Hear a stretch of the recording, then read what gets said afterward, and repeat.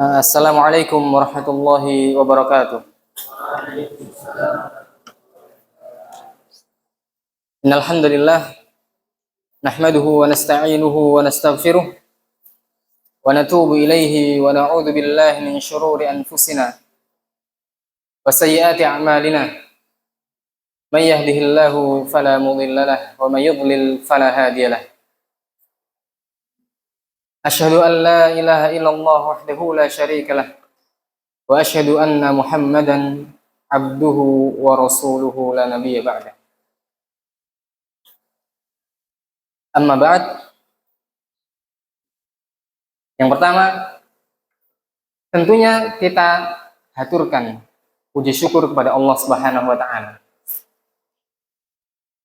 Yang mana Allah Subhanahu wa taala telah memberikan kita kesempatan yang berupa sehat, yang berupa waktu luang, dan yang lainnya, sehingga kita bisa duduk dengan tenang, duduk di majelis ini dengan aman, duduk di majelis ini tanpa rasa khawatir sedikit pun.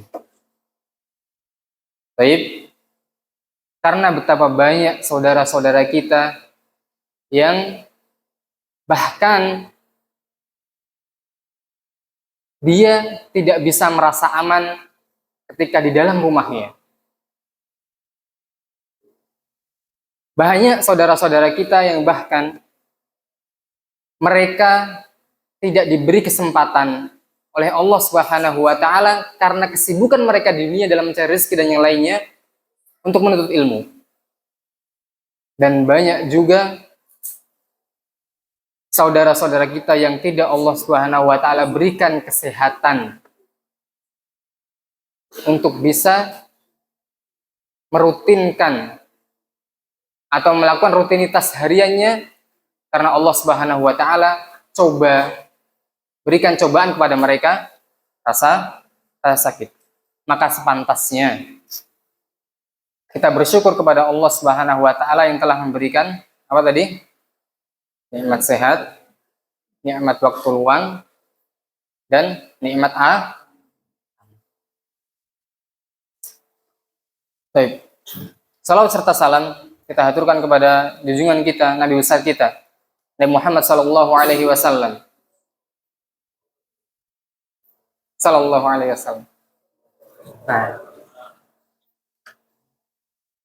yang telah menyampaikan hidayah, yang telah menyampaikan risalah kepada para sahabatnya dengan sebenar-benarnya, sehingga para sahabat menyampaikan kepada para tabi'in menyampaikan kepada para tabi'ut tabi'in, dan seterusnya, sehingga ajaran Islam ini, syariat Islam ini sampai ke negara kita tercinta yaitu Indonesia, sehingga kita bisa menikmati manisnya hidayah Islam ini. Baik, bagaimana mungkin kita bisa menikmati nikmatnya sujud kepada Allah Subhanahu wa taala kalau tidak ada di dada kita, tidak ada di hati kita iman? Bagaimana kita bisa menikmati manisnya setiap ibadah kita, sholat kita 5 waktu, kalau di hati kita tidak ada keimanan? Maka selalu rutinkan salawat kepada Rasulullah junjungan kita Muhammad sallallahu alaihi wasallam sebagai bentuk rasa syukur kita kepada Nabi Muhammad sallallahu alaihi wasallam. Baik. Pada pertemuan kali ini, insya Allah kita akan membahas atau belajar bersama salah satu hadis Nabi Muhammad sallallahu alaihi wasallam.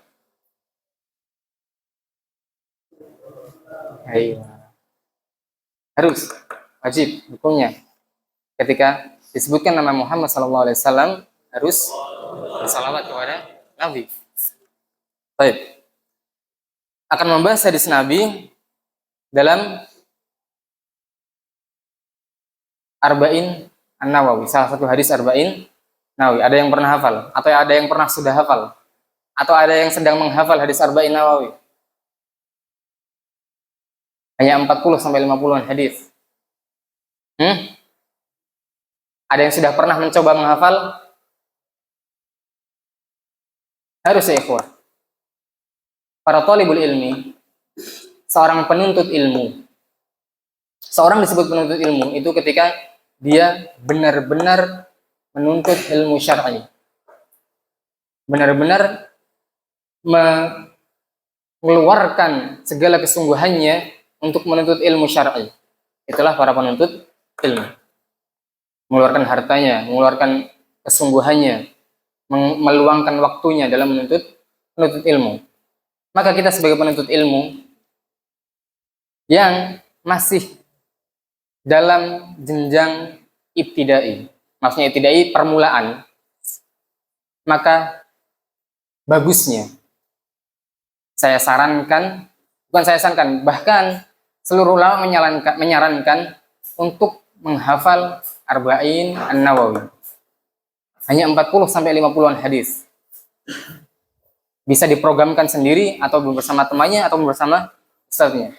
Karena itu menjadi fondasi, menjadi sangi istilahnya. Menjadi bekal ke depannya ketika kita untuk menuntut ilmu. Baik.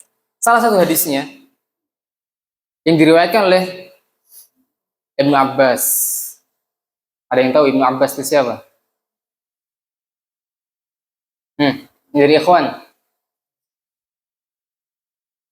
Siapa? Yang keras, yang keras. Ayo. Yang bernama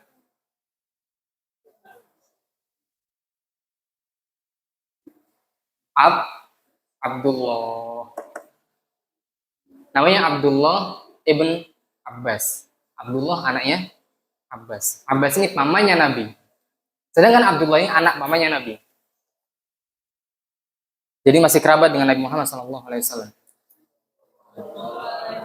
An Abdullah bin Abbas radhiyallahu anhu maqala. Di sini Abdullah bin Abbas bercerita.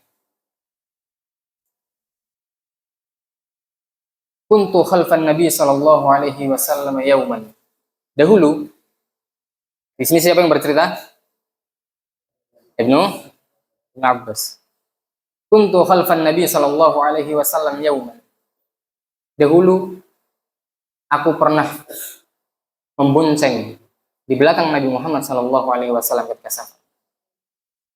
Faqala, maka Rasulullah sallallahu alaihi wasallam bersabda, "Ya gulam, wahai anak kecil, ya gulam, inni u'allimuka kalimatin." Sungguhnya aku, kata Nabi Muhammad, u'allimuka kalimatin, akan mengajarimu beberapa kalimat. Akan mengajarimu, akan memberikanmu beberapa kalimat. Yang pertama, ihfadillah yahfazka. Yang pertama apa? Ihfadillah yahfazka. Jagalah Allah Subhanahu wa taala. Wasiat Rasulullah sallallahu alaihi wasallam kepada Ibnu Abbas. Ihfadillah. Jagalah Allah Subhanahu wa taala, yahfazuka. Niscaya Allah Subhanahu wa taala akan menjagamu. Ihfadillah yahfazuka. Jagalah Allah Subhanahu wa taala, yahfazuka. Niscaya Allah Subhanahu wa taala akan menjagamu. Ihfadillah. Yang kedua, jagalah Allah Subhanahu wa taala, tajidhu tujahaka. Maka engkau akan mendapati Allah berada di depanmu.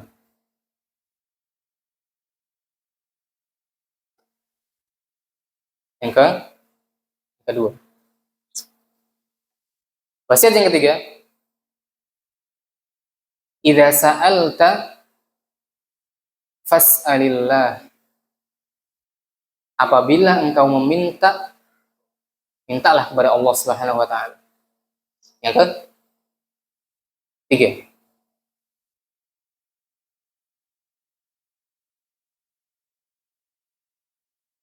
Wa idza sta'anta, yang keempat, dan apabila engkau meminta pertolongan,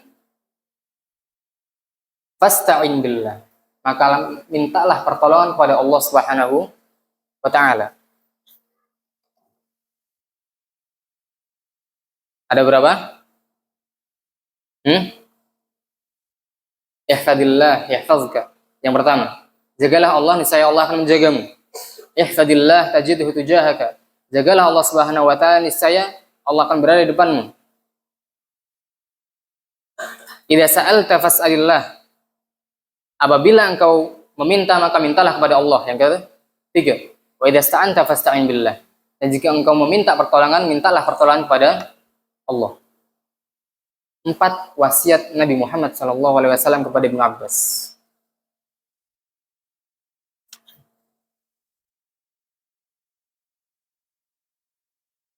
Di sini, ketika Nabi Muhammad SAW memulai percakapan dengan Ibnu Abbas, ketika Nabi memulai percakapan dengan Ibnu Abbas, apa kata Nabi? Ya gulam, dipanggil dulu. Kalau coro Jawa nih, le sini. Biar apa? Biar yang dipanggil itu bisa fokus menghadirkan hatinya, menghadirkan akalnya, sehingga dia tidak lalai dengan apa yang akan dikatakan oleh Nabi Muhammad SAW. Dipanggil dulu oleh Nabi. Ya gulam, wahai anak kecil, dengarkanlah apa yang akan aku katakan. Inni u'allimuka kalimatin. Aku akan mengajarimu beberapa kalimat. Walaupun ini hanya sebuah kalimat, hanya berapa? 4. Hanya 4 kalimat yang disabdakan oleh Nabi Muhammad, akan tetapi ini menjadi qaidah. Ini menjadi qaidah yang sangat penting bagi seorang muslim. Tentunya dalam menjalani kehidupan kita di dunia ini.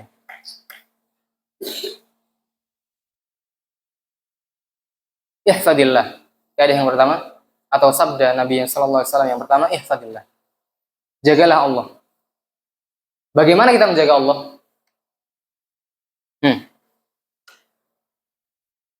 Bagaimana cara kita menjaga Allah? Allahu Aziz, Allah yang maha bijaksana. Allahul Ali, Allah yang maha tinggi. Allah yang maha perkasa, Allah yang maha bijaksana. Bagaimana kita menjaga Allah? Allahul Qawi, Allah yang maha kuat. Bagaimana kita yang hamba, yang lemah ini menjaga Allah Subhanahu wa taala?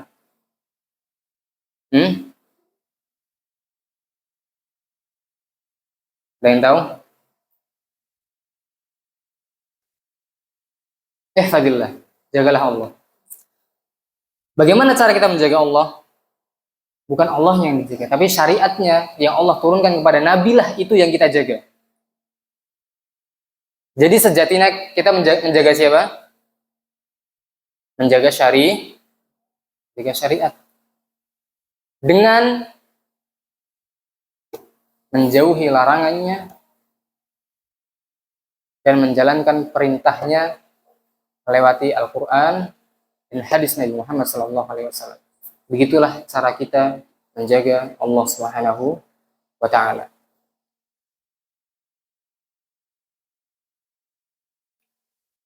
Ketika Nabi Muhammad SAW memanggil Ibnu Abbas ini, memanggil Abdullah bin Abbas, ya gulam, wahai anak kecil, ini menandakan bahwasanya Islam itu sangat memperhatikan generasi muda untuk melanjutkan estafet dakwah,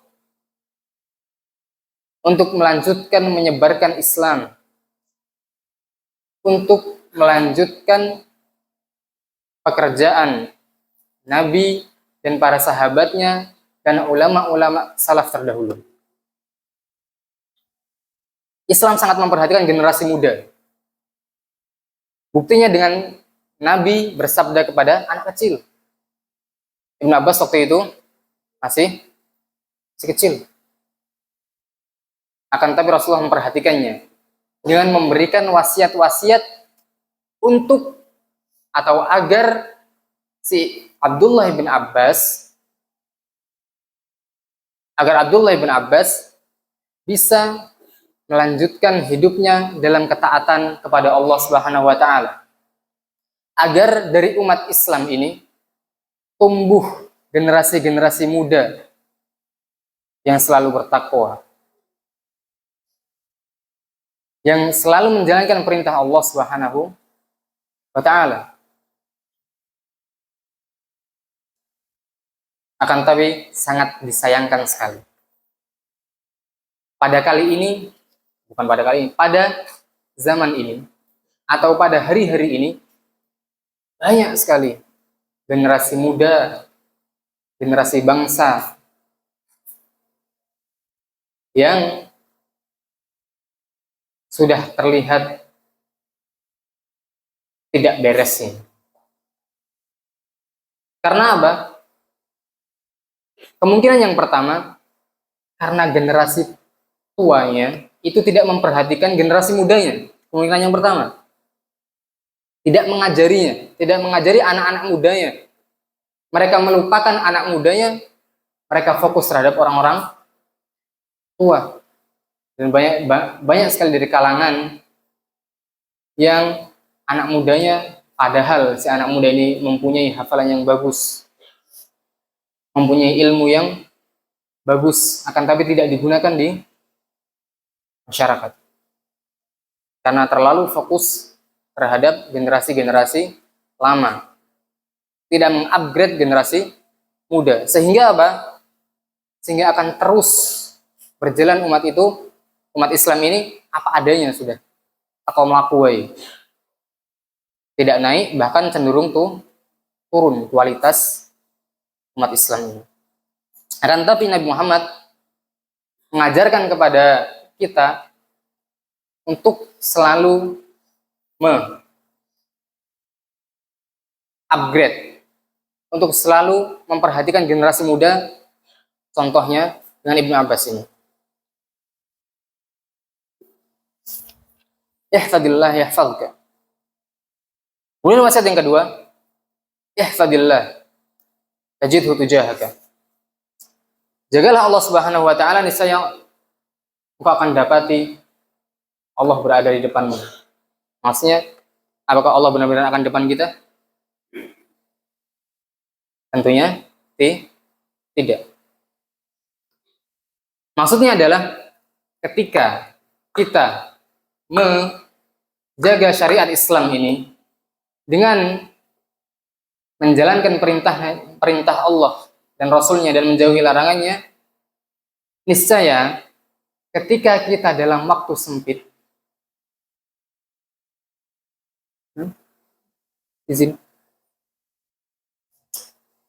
ketika kita dalam waktu sempit dalam menghadapi hidup, maka Allah Subhanahu wa taala akan selalu menolong kita. Camkan ini baik-baik. Patri ini dalam hati, patri ini dalam kepala. Ketika kita menjaga syariat Allah, maka kita akan selalu mendapatkan jalan keluar yang selalu disediakan oleh Allah Subhanahu wa taala. Ini juga berlaku ketika kita sulit belajar. Ini juga berlaku ketika kita sulit belajar ataupun menghafal. Ketika kita sulit menghafal, perlu di cross check lagi. Apakah ada yang salah dengan diri ini? Apakah saya belakangan ini melakukan dosa? Dan apakah yang lainnya? Yang itu bisa berefek terhadap kesulitan kita dalam belajar. Berbicara tentang belajar, ada sedikit nasihat, yaitu yang diberikan oleh Imam Malik. Sebelumnya, Anda pengen tanya, tujuan antum belajar untuk apa? Ada yang mau jawab? Sukarelawan?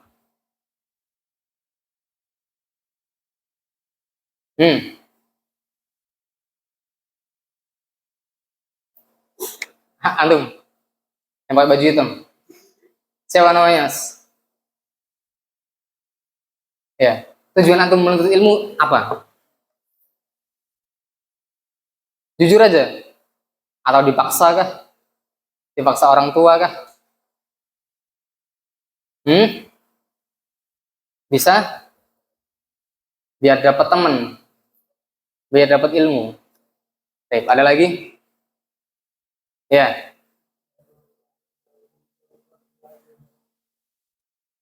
Apa? Nah, jadi tujuan antum surga.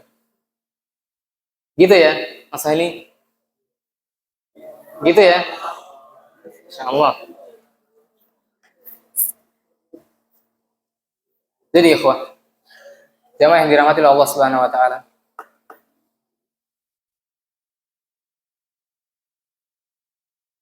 Sering seorang penceramah atau seorang ustadz ketika menasehati jamaahnya, ketika menasehati murid-muridnya, selalu berkata dalam menuntut ilmu, itu hal yang pertama, itu harus ikhlas. Iya atau iya? Nah, baik. Yang namanya ikhlas,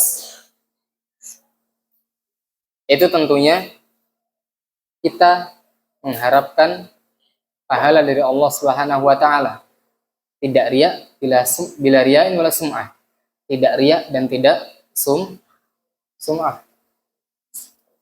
Kan tapi hal yang paling sering dilupakan itu adalah nasihatnya Imam Malik.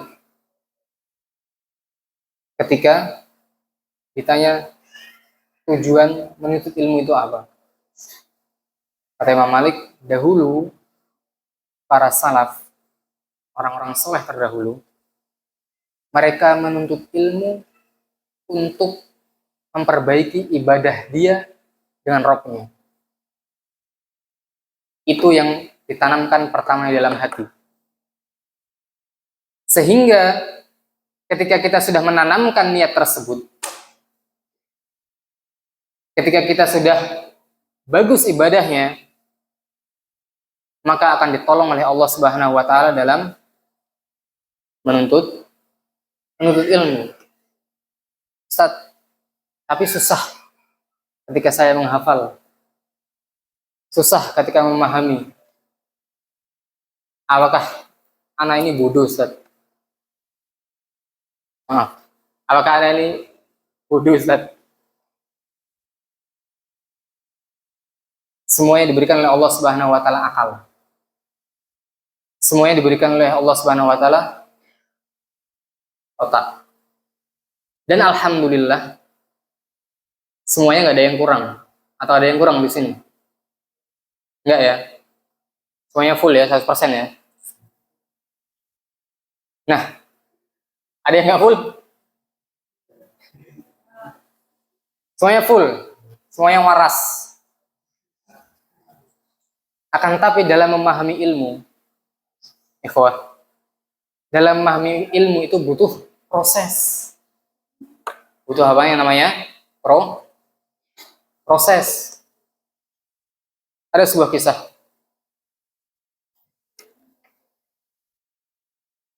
Imam Syafi'i, beliau punya seorang murid.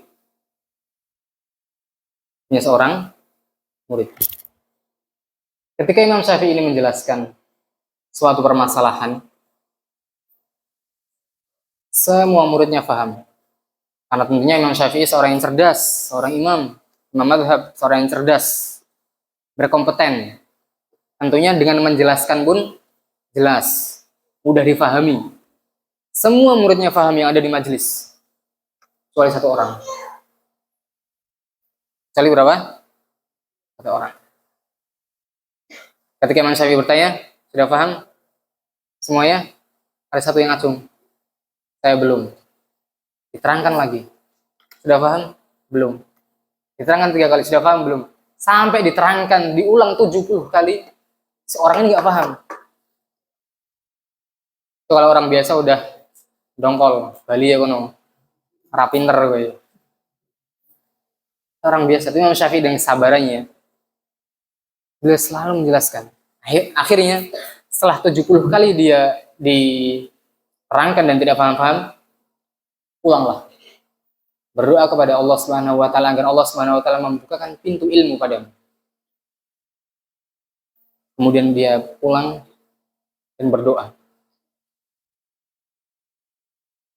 Kemudian setelah menghadiri majelis selanjutnya, keesokan harinya, ketika setelah berdoa dan terus belajar, seorang murid ini menjadi imam, menjadi orang atau pionir, atau menjadi tonggak imam mazhab Syafi'i yang terkenal, yang kebanyakan mazhab tersebut yang ada di Indonesia. Seorang yang susah dijelaskan, susah memahami, 70 kali dijelaskan tidak paham. Tapi ketika dia berdoa dan terus belajar, maka apa? Tidak ada yang namanya bodoh. Akramakumullah. Tidak ada yang namanya bodoh, tidak ada yang namanya dungu dan seterusnya. Semua itu bergantung dengan waktu. Maka sering-seringlah berdoa agar dimudahkan oleh Allah Subhanahu wa taala dalam menghafal. Sering-seringlah berdoa agar dimudahkan oleh Allah Subhanahu wa taala dalam menuntut ilmu. Sering-seringlah berdoa kepada Allah Subhanahu wa taala agar mudah memahami pelajaran dan seterusnya. Baik. Kita kembali ke dalam wasiat Nabi yang diberikan oleh Nabi Muhammad SAW kepada Ibnu Abbas sampai yang ke-3. Idza sa'alta fas'alillah. Apabila engkau meminta, mintalah engkau kepada Allah Subhanahu wa taala. Jelas. Meminta sesuatu itu hanya kepada Allah Subhanahu wa taala. Bukan kepada orang yang sudah meninggal. Bukan kepada kuburan. Bukan kepada siapa lagi? Dukun. Dan seterusnya. Jelas di sini Rasulullah menjelaskan idza sa'alta fas'alillah. Apabila engkau meminta, mintalah kepada Allah Subhanahu wa taala. Dan yang perlu diperhatikan, ikhwah, ketika antum keluar sana, banyak sekali fenomena, banyak sekali masyarakat yang mereka itu meminta kepada selain Allah SWT. Pernah atau pernah? Pernah, jelas. Kalau antum pernah main ke kuburan Cina, pernah sana? Itu banyak pohon-pohon besar yang banyak sesajen di sana. Iya enggak? Mereka minta apa kira-kira? Minta nomor togel ya. Dan minta yang lainnya, banyak. Tentunya semua itu harus diharus. Ketika kita meminta, mintalah kepada Allah Subhanahu wa taala.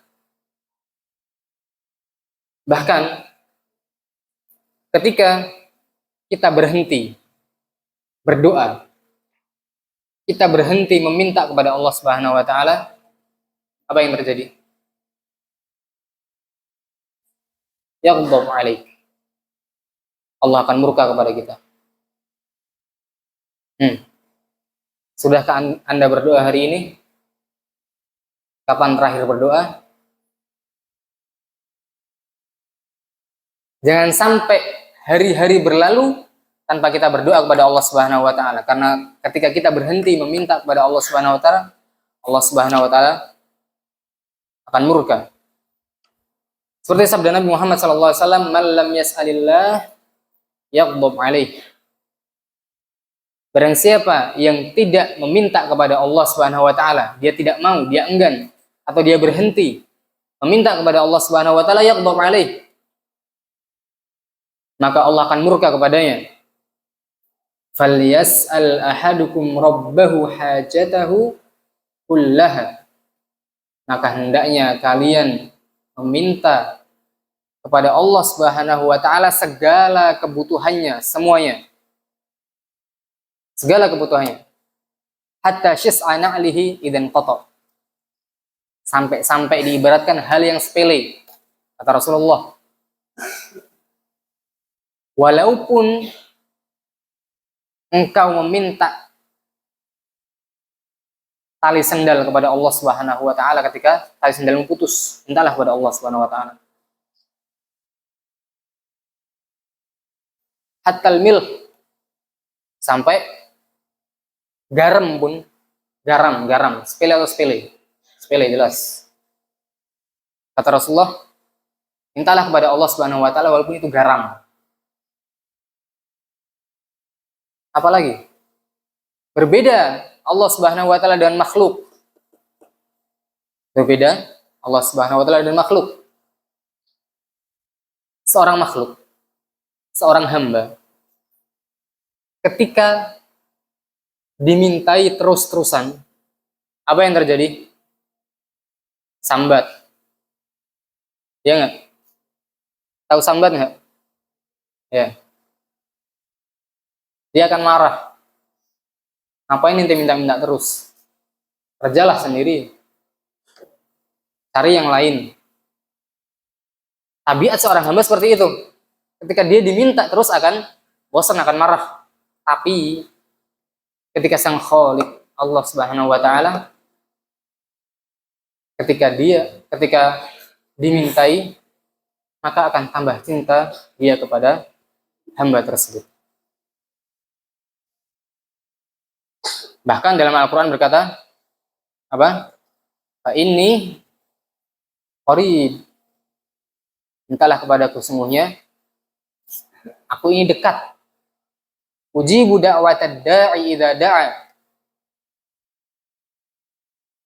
Aku akan mengijabahi doa hambaku ketika dia berdoa. Janji Allah Subhanahu wa taala jelas. Apalagi yang tunggu? Mintalah kepada Allah Subhanahu wa taala.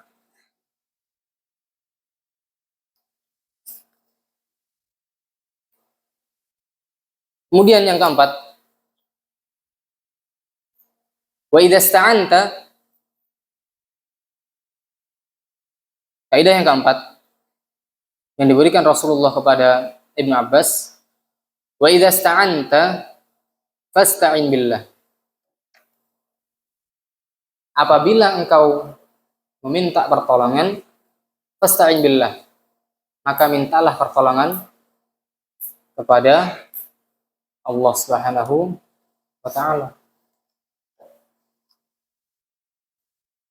Karena ketahuilah Allah Subhanahu wa taala yang memberikan rasa aman. Allah Subhanahu wa taala yang memberikan rezeki dan seterusnya. Karena yang paling pantas dimintai hanyalah Allah Subhanahu wa taala. Wallahu ala kulli syai'in qadir. Allah mampu atas segala sesuatu, segalanya.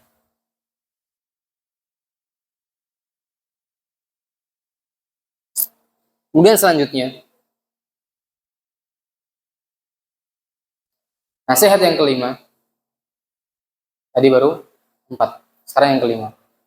Nasihat yang kelima yang dinasihatkan Rasulullah kepada Ibnu Abbas, wa'lam, tahuilah annal ummah law ijtama'at ala an yanfa'uka bi syai'in lam yanfa'uka illa bi syai'in qad kataballahu laka. Tahuilah wahai Ibn Abbas, jika seandainya seluruh umat ini mereka bersatu untuk memberikanmu manfaat, memberikanmu apa? Manfaat. Lam yanfa'uka illa bi syai'in.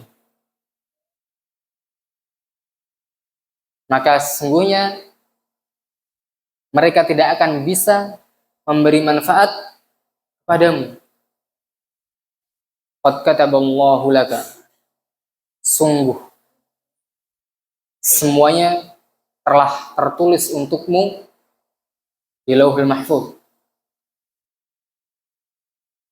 Ini masih nyambung. Wa in istama'u ala an yadurruka bi syai'in lam yadurruka illa bi syai'in qad kataballahu 'alaik. Dan jika seandainya mereka semuanya bersatu untuk memberi madarat kepadamu, lam yadurruka illa bi syai'in, mereka tidak akan bisa memberi madarat, qad kataballahu 'alaik.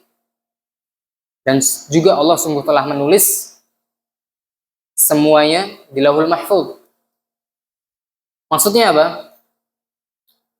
Nasihat Rasulullah kepada Ibnu Abbas agar tidak takut dengan himpitan dunia.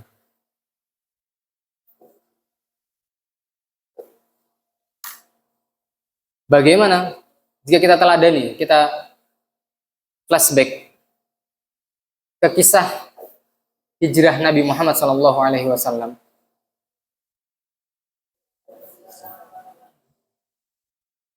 Ketika penduduk Mekah waktu itu ingin menghalangi Nabi untuk hijrah. Semua penduduk Mekah, satu kota, sak kendal, istilah gampangnya, menghalangi antum cuma 2 orang saja, Nabi Muhammad dan Abu Bakar, untuk pindah ke kota lain, untuk hijrah ke Madinah. Mereka mempunyai niatan buruk, bahkan kalau bisa dibunuh Nabi ini, dibunuh Muhammad ini kalau bisa. Ketika mereka bersatu untuk menghalangi Nabi hijrah, nyatanya bisa atau tidak? Nabi lolos. Wa in istama'u ala an yadurruka bi syai'in, jika seandainya mereka berkumpul bersatu untuk memberikan madarat kepadamu, jika emang takdir Allah engkau bisa hijrah, engkau bisa lepas, lam yadurruka illa bi syai'in, niscaya mereka tidak akan bisa memberikan madarat padamu. Rufi'atil aqlam wa jaffatis suhuf. Pulpen telah diangkat, wa jaffat as-suhuf. Dan lembaran-lembaran telah kering. Maksudnya apa? Semua takdir kita dari A sampai Z, semua takdir makhluk dari zaman Nabi Adam sampai manusia pertama nanti di dunia ini, semuanya sudah tertulis di Lauhul Mahfuz. Semuanya. Jadi jangan khawatir akan rezeki kita. Jangan khawatir tentang segala apa yang akan kita dapatkan, semuanya sudah tertulis. Tinggal bagaimana kita berusaha untuk mendapatkan apa yang sudah ditakdirkan kepada kita. Semuanya mudah. Kullun muyassarun lima khuliqalah. Semua akan dimudahkan bagi apa yang sudah ditakdirkan untuknya. Tinggal usaha kita bagaimana. Baik.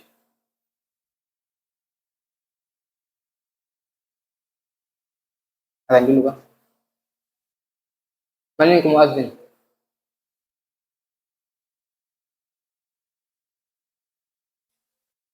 Azan. Hah? Apa? Oh, jangan Hani. Siapa? Ya lah, Fadl. Alan. Malu ada di sini, ada di situ sini.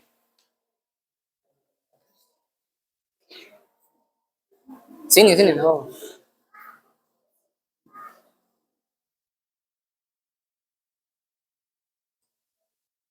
Nyampe nggak?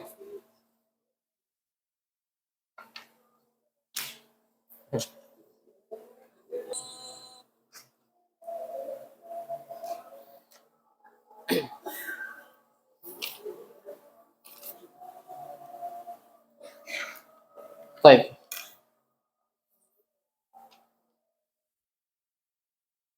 Itulah nasihat yang diberikan oleh Rasulullah kepada Ibnu Abbas.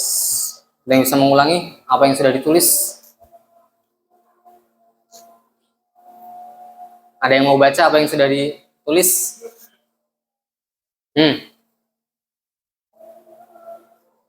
Banyak tubuh kamilan. Siapa yang menulis secara sempurna? Taib. Atau anak yang nanya?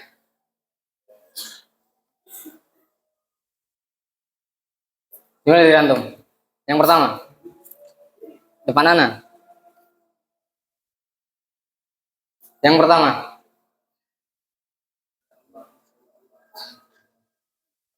Taib. Yang kedua.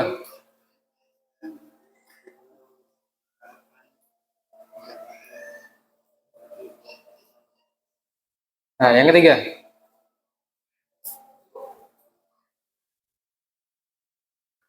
Siapa?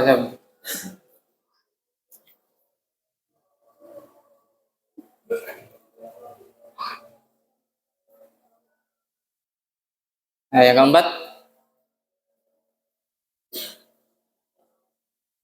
Ayo. Beda anta, fasta'in billah.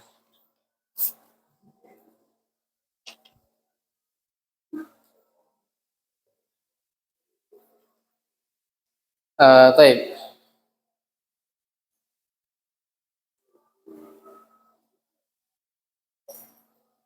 Berbicara dalam mengenai generasi muda atau masa muda,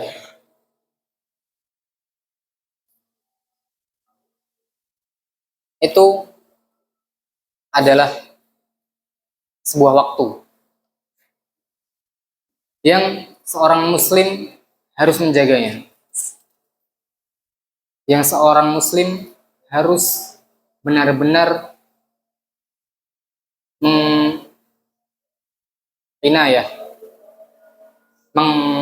memperhatikannya.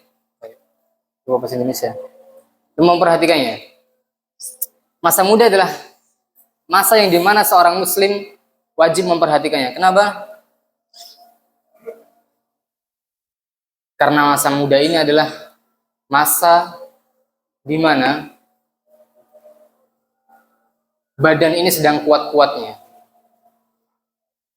Tubuh ini dalam keadaan fit. Tubuh ini belum dilanda rasa sakit dan seterusnya. Sehingga kita harus memanfaatkannya. Betapa banyak seorang mereka itu memanfaatkan masa muda dalam menghafal.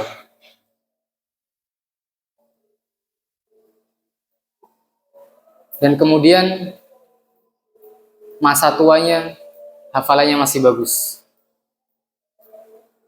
Banyak sekali ulama yang mereka menjaga masa mudanya dalam menuntut ilmu, selalu menuntut ilmu, meluangkan waktu dalam menuntut ilmu, maka Allah jaga masa tuanya.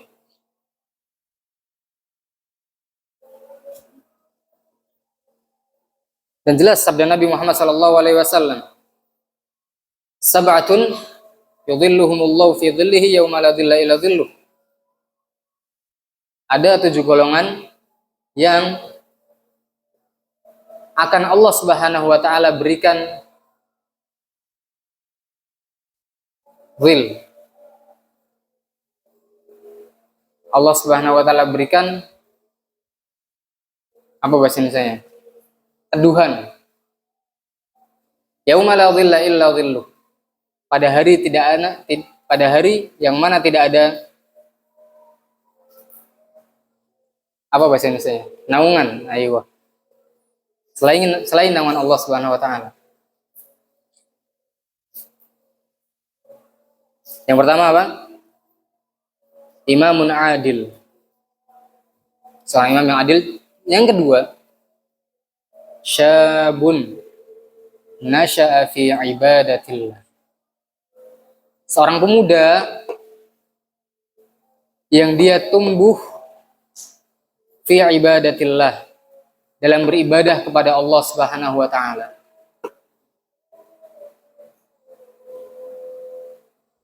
Ustaz, yang ini sering dengar Ustaz. Jika antum perhatikan dengan seksama, bagaimana kacaunya nanti pada hari kiamat. Bagaimana panasnya ketika matahari dekatkan di atas kepala kita. Bahkan yauma yafirrul mar'u min akhihi, seorang itu akan lari dari saudaranya sendiri, wa ummihi wa abih, bahkan dari ibu bapaknya, wa sahibatihi wa banih, dari anak istrinya. Saking apa? Saking paniknya mereka untuk menghadap kepada Allah Subhanahu wa taala. Yaumul hisab. Semua akan panik dengan urusannya sendiri. Bagaimana nanti saya ini? Di surga ataupun neraka? Di surga atau neraka? Apakah akan susah hisabnya nanti ataupun akan mudah? Semua yang lari kocar-kacir. Kal jarodil muntashir. Seperti belalang yang berterbangan, seperti belalang yang tersebar di mana-mana. Keadaan manusia pada hari itu. Akan tapi 7 golongan ini, yang salah satunya adalah syabun nasya'a fi ibadatillah, pemuda yang tumbuh dalam beribadah kepada Allah Subhanahu wa taala, Allah berikan ketenangan. Allah berikan naungan.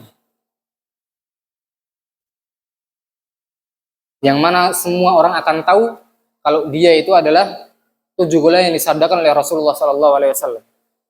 Semua manusia akan tahu kalau itu adalah seorang pemuda yang tumbuh dalam beribadah kepada Allah Subhanahu wa taala.